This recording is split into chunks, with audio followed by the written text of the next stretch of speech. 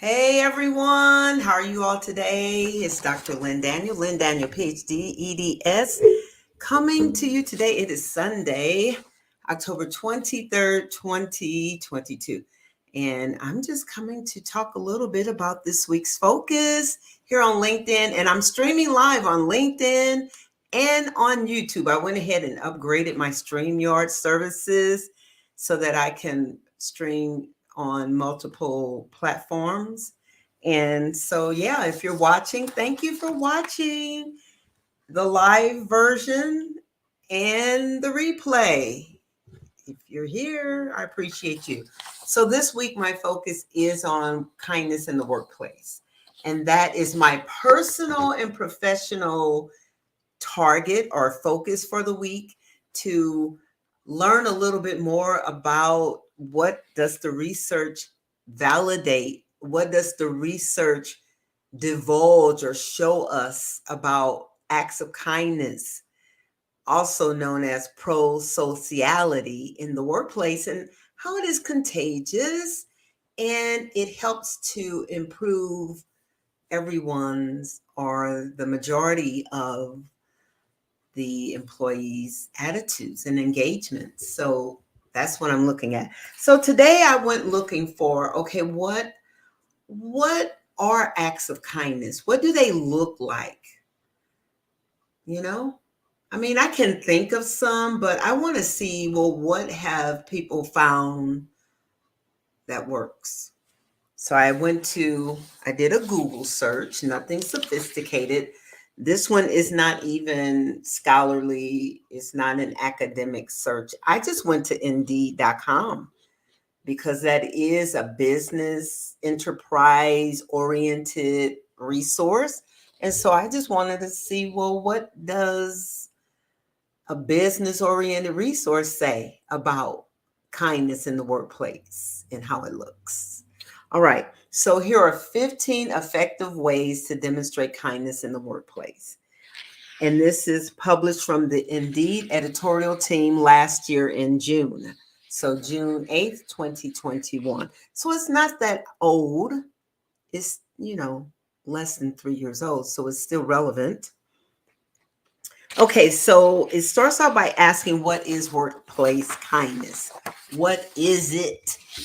And it describes the influence of workplace kindness as impacting job satisfaction, job engagement, loyalty to employers, productivity of employers, and the positive workplace culture. So these are the benefits of kindness in the workplace.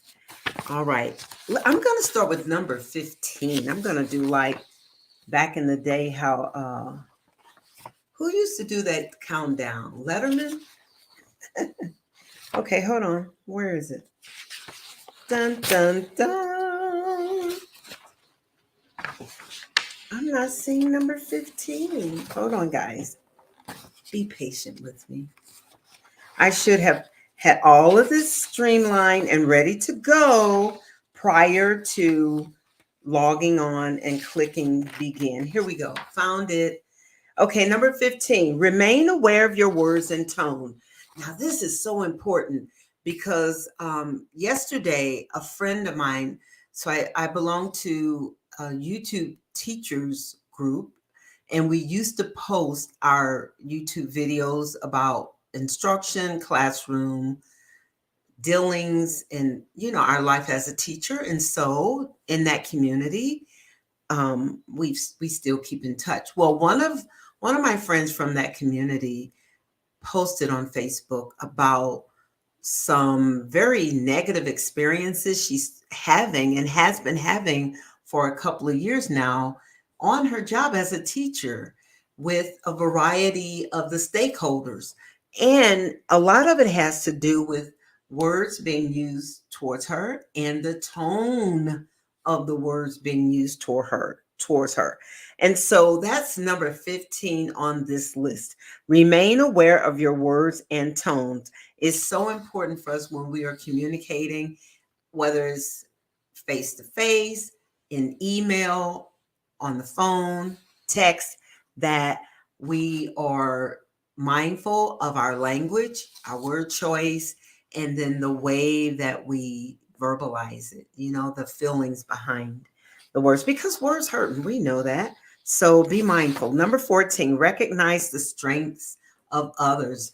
Everybody was hired for a reason. So to understand what that reason is, that purpose, and to just, be aware and allow people to demonstrate their strengths and to celebrate their strengths. Because, if we all were alike, if we all had the same strengths, then, you wouldn't be needed.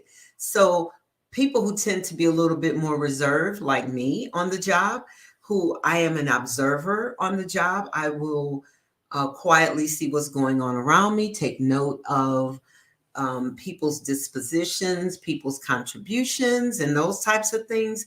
And then I prefer to demonstrate my strengths in the background as in a supportive role. And so understand that supportive roles have value, because if you ain't got them, you ain't going nowhere. All right. Okay, that's number 14. Recognize the strength of others. Number 13, mentor a new employee. Have you ever served in the capacity as a mentor? It's an eye opening role, because sometimes you're just listening. Sometimes you'll look at your mentee and you'll say, I see that you don't even need to meet today. So, yeah, serve as a mentor, help them build um, awareness of the workplace and make good, strong contributions to the workplace. That is number 13. Number 12, be considerate. It is so nice to be considerate of others.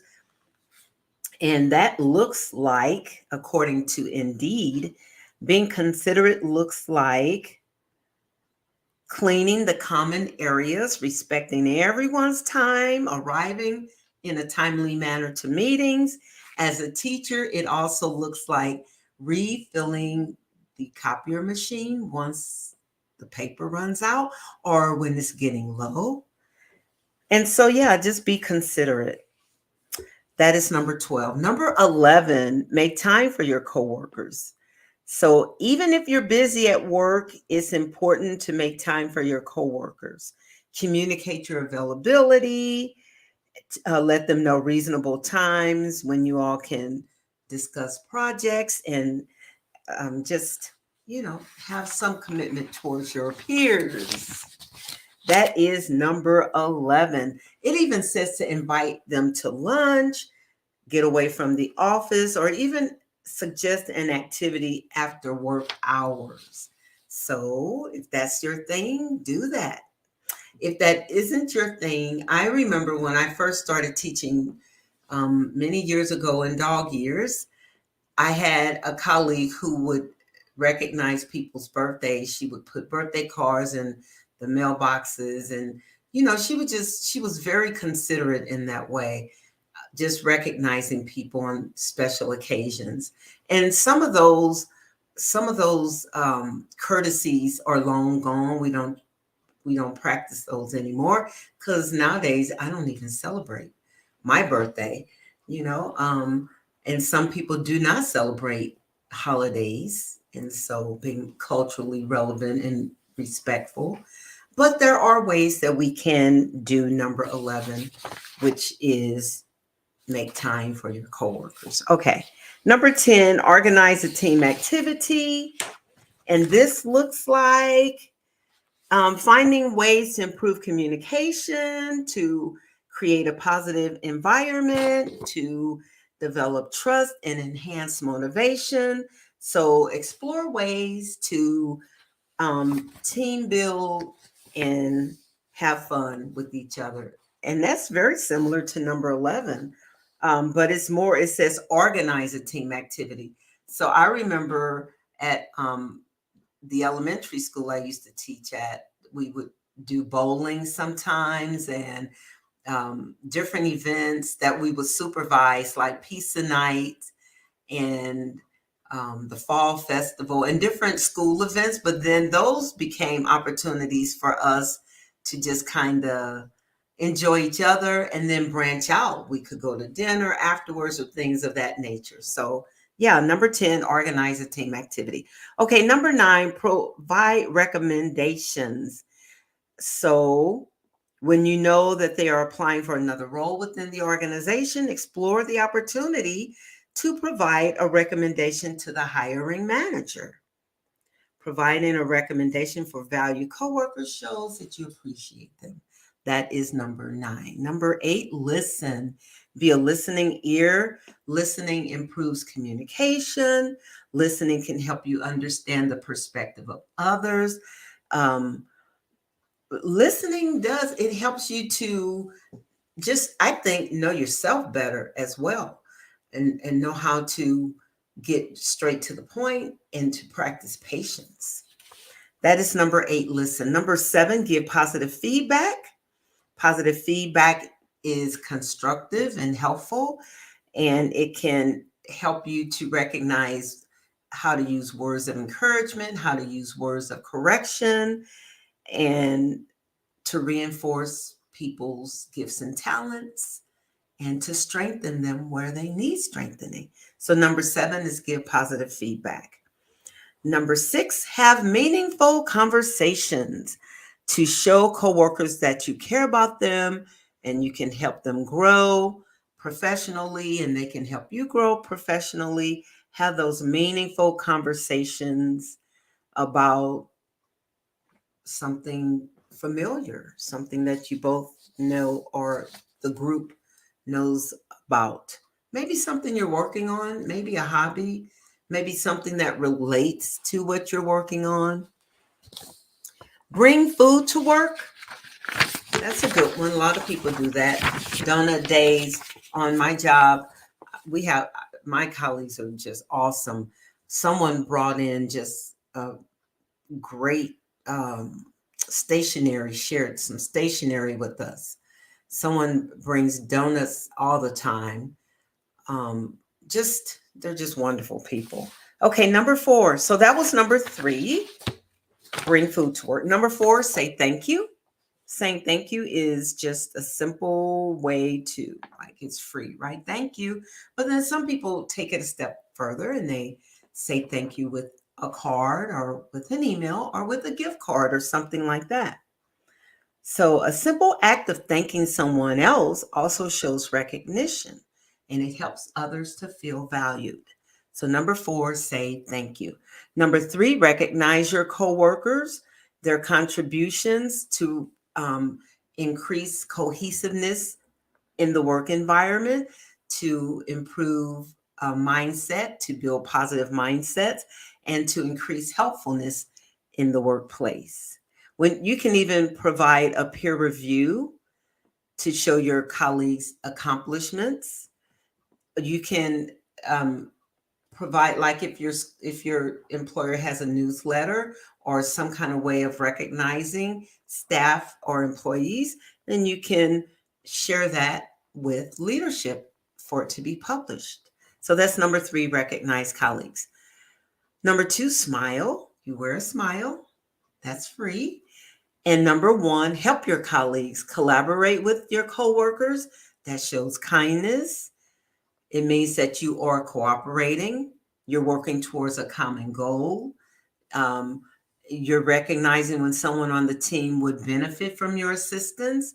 You're acknowledging that you all have a common deadline, that you're trying to meet a common goal. I've already said that. So yeah, help your colleagues. So 15 ways to show kindness in the workplace.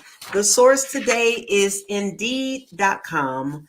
And this is written by the Indeed editorial team, published June 8th, 2021. So there you have it. This is my brief little video for the week about kindness in the workplace. I'm going to encourage you all to focus on kindness in the workplace this week.